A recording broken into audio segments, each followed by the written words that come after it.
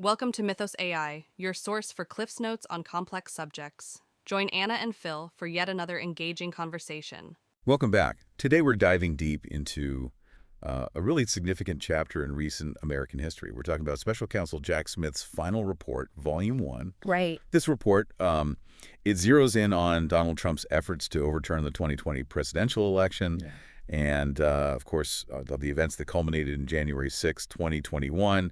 It's a complicated story, a lot of moving pieces. So we're here to kind of unpack it all for you. And hope you understand what it might mean for the future of our democracy, American democracy. And to really grasp the weight of this report, we have to rewind a bit. Right. Go back to how it all began. It came about because of this mounting concern and public pressure for a truly impartial investigation. Right. Into everything surrounding the 2020 election and what Trump did afterwards. So in November 2022, Attorney General Merrick Garland, he appoints Jack Smith as special counsel. Right. And that meant Smith had the authority to conduct a completely independent investigation, separate from the usual Department of Justice, the hierarchy there. This was absolutely key to making sure the investigation was seen as completely free of any political influence. Yeah, the appointment of a special counsel, this isn't something that happens every day. This is reserved for really sensitive situations where the integrity of the justice system itself is really on the line. Yeah. In this case, it definitely fit that description. These were very serious allegations about attempts to interfere with the peaceful transfer of power, something that's, absolutely fundamental to any democracy. Exactly. Smith was given the task of investigating two main areas. One, Trump's efforts to actually interfere with the certification of the 2020 election results, and two, how he handled classified documents after he left office. Right. So these were two separate investigations, potentially connected, but each with its own set of, legal and political consequences. But for this deep dive, we're focusing on Volume 1, which deals exclusively with the election interference investigation. And this volume, it's incredibly detailed. It lays out a roadmap of what Smith's team believes was a concerted effort to overturn the election. It's not just about one single event, but rather a series of actions. And taken all together, they paint a pretty disturbing picture.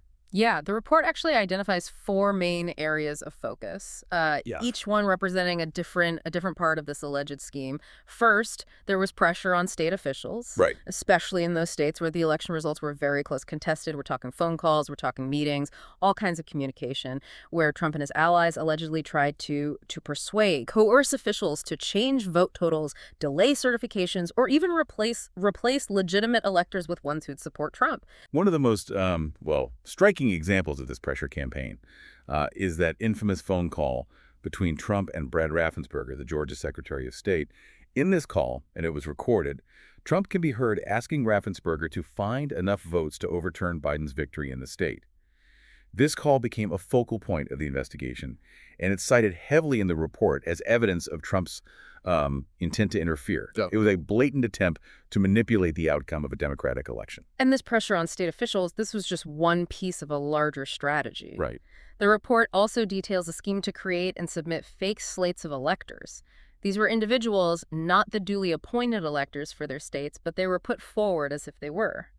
And these fake electors, they were then supposed to cast their votes for Trump in the Electoral College, even though he lost the popular vote in those states. It's such an audacious plan, and it really strikes at the heart of the American electoral system. Imagine if they had pulled it off. It would have meant that the will of the people, as expressed through their votes, could be completely overridden by a small group willing to really subvert the entire process. Yeah. It would have set a dangerous precedent, undermining faith in democracy itself. Absolutely. And we have to remember, the Electoral College, it's not some abstract concept. It's how we choose the President of the United States, a system in place for centuries. And to tamper with it is a very serious offense. Yeah, the third area of focus that the report highlights is the pressure placed on then Vice President Mike Pence. Trump and his allies, they repeatedly urged Pence to use his position as president of the Senate to reject electoral votes from certain states during the official certification process January 6th. Their argument, and it was false, was that Pence actually had the authority to decide unilaterally which votes to count and which to discard.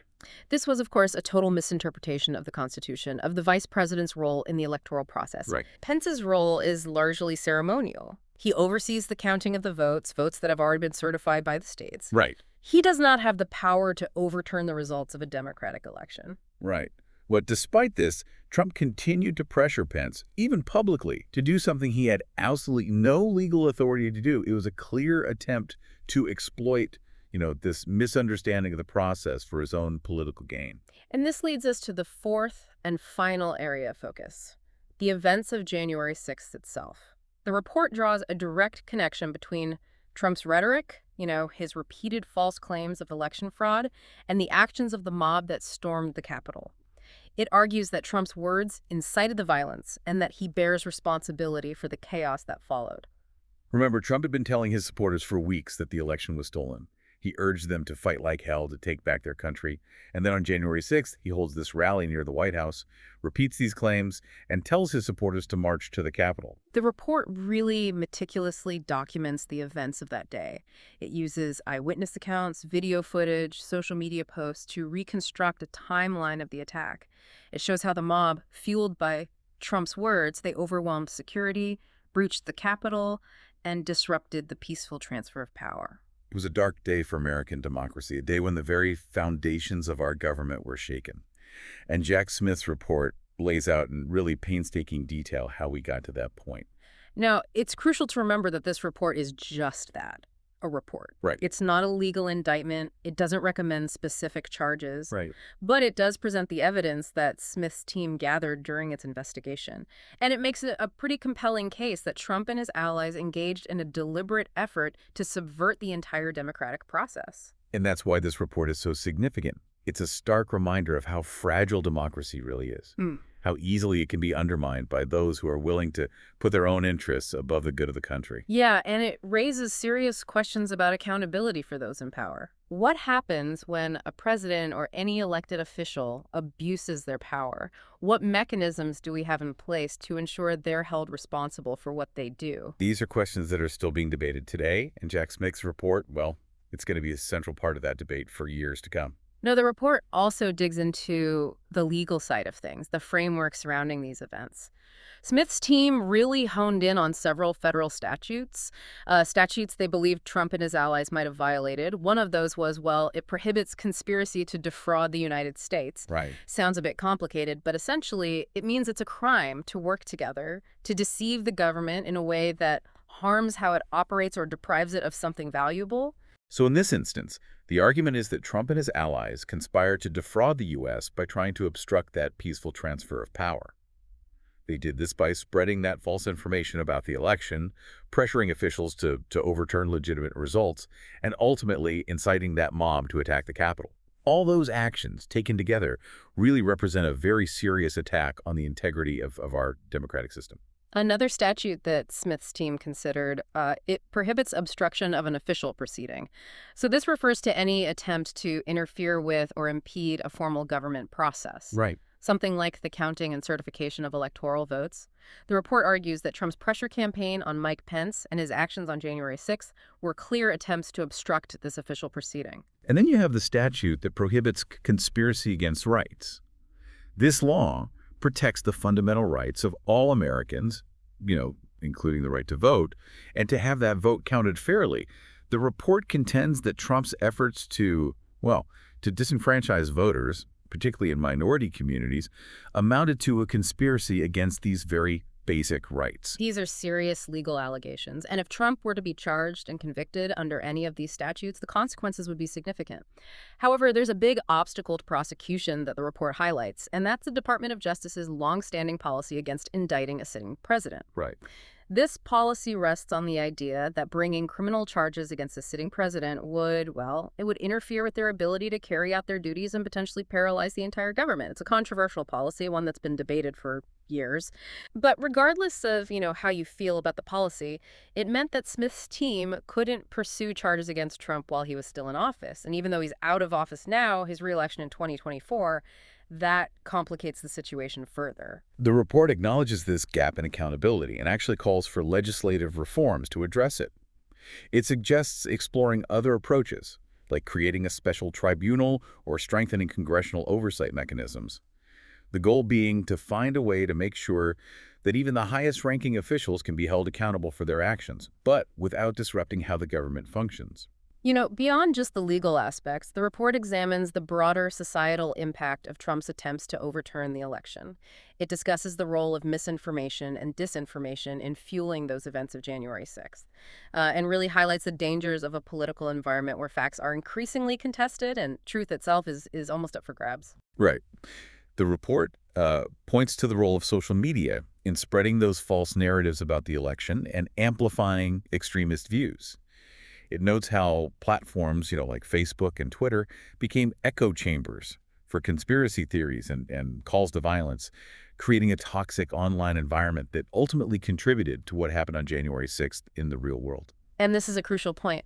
We're in an age where information spreads faster than ever, but it's not always accurate. Right. It's become incredibly difficult to discern between credible sources and those that are just, peddling falsehoods. And this has real-world consequences. When people are just bombarded with misinformation, it can distort their understanding of reality. Right. And make them more susceptible to manipulation. In this case, it led to a large part of the population believing the election had been stolen, even though there was no evidence to support that. This erosion of trust in our institutions, in our democratic institutions, it's very concerning. Right. If people lose faith in the electoral process, if they believe their vote doesn't matter, it undermines the whole foundation of our system of government. Right, and the report, it touches on the psychological impact of Trump's rhetoric and his actions. He suggests that, his constant claims of being a victim, his attacks on anyone who disagreed with him, they created this climate of fear and intimidation. Yeah, that kind of rhetoric, it can be very powerful, especially when it's coming from someone with authority. Right. It normalizes those extremist views and can make people more willing to accept violence as a legitimate form of political expression. And that's what we witnessed on January 6th. Yeah. A mob, driven by anger and misinformation, stormed the Capitol to try and overturn the results of a democratic election. The report's findings really serve as a sobering reminder of how fragile democracy is. Right. It shows how easily our system can be threatened when those in power abuse their authority and exploit the vulnerabilities that exist in our society. But the report also offers, a glimmer of hope. It's a testament to the resilience of our institutions and the people who work hard to protect them. The investigation itself, conducted under these really extraordinary circumstances, it shows that our system of checks and balances, well, it's still working. And the report's recommendations for reform, while ambitious, they're a recognition that our democracy is a work in progress. It needs constant vigilance, a willingness to adapt to new challenges. The release of Volume 1 has started this national conversation about the 2020 election, what it means going forward. It's a conversation that's likely to continue for years as we grapple with these questions of accountability, the role of misinformation, and the very fragility of democracy itself. Volume 2 of the report, which is focused on Trump's handling of those classified documents, it's still pending. It's expected to be released once the legal cases involving co-defendants Joaquin Nada and Carlos de Oliveira are resolved. Those cases are pretty complex, involving sensitive national security information. So it's hard to say when exactly we can expect Volume 2, but based on how thorough Volume 1 is, we can anticipate that it will be a similarly detailed, revealing account of another aspect of what Trump did after that 2020 election. And, the ramifications of Volume 1, they go beyond just the immediate legal and political sphere. This report is a stark reminder of how fragile those democratic norms are and how important it is that we uphold the rule of law. It really highlights the dangers of misinformation, how trust in institutions erodes. And it underscores, each citizen's responsibility to think critically, to participate actively in the democratic process. The report also has these profound implications for the Republican Party itself. Yes. The events surrounding the 2020 election, the investigations that followed, they've exposed some really deep divisions within the party, raising questions about its direction, its future direction, and its commitment to those democratic principles. Yeah, some factions within the Republican Party, they're still very closely aligned with Trump, with his claims of a stolen election. And that perpetuates those narratives that really damaged public trust in the process. This allegiance to a figure accused of such serious misconduct, it raises concerns about, the party's priorities and whether they're willing to hold their own members accountable. Other Republicans have kind of distanced themselves from Trump. Right. Acknowledging the legitimacy of the 2020 election and condemning that violence on January 6th. This internal struggle within the party, it reflects a broader debate about Trumpism in American politics, and the future of conservatism. And the outcome of this debate, it will have a huge impact on the Republican Party and the country as a whole.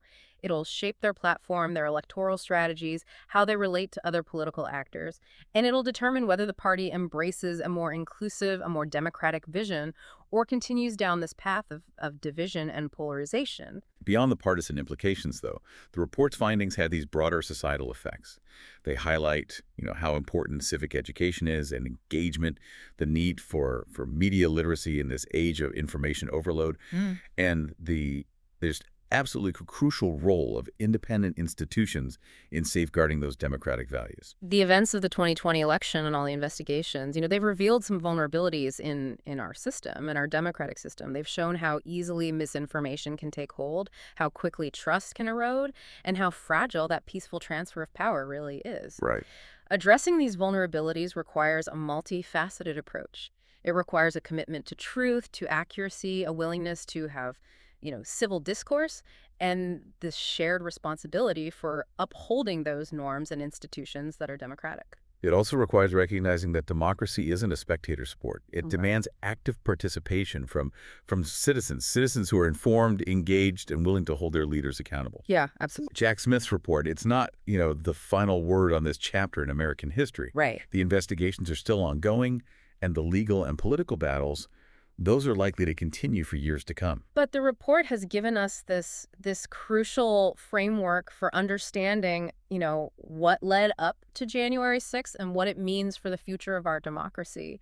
It sparked these important conversations about accountability, the rule of law, the role of misinformation, and the responsibility each of us has in safeguarding those democratic values. The lessons we learned from this report, they'll continue to shape how we understand American politics, and the challenges that our democracy faces. They'll inform our choices as voters, how we engage as citizens, and our commitment to building a more just and equitable society. As we move forward, it's vital that we remember democracy it's always a work in progress. Right. It needs that constant vigilance, a willingness to adapt to those new challenges, and a shared commitment to those principles of freedom, equality, justice for everyone. Thank you for joining us for this deep dive into Volume 1 of Special Counsel Jack Smith's final report.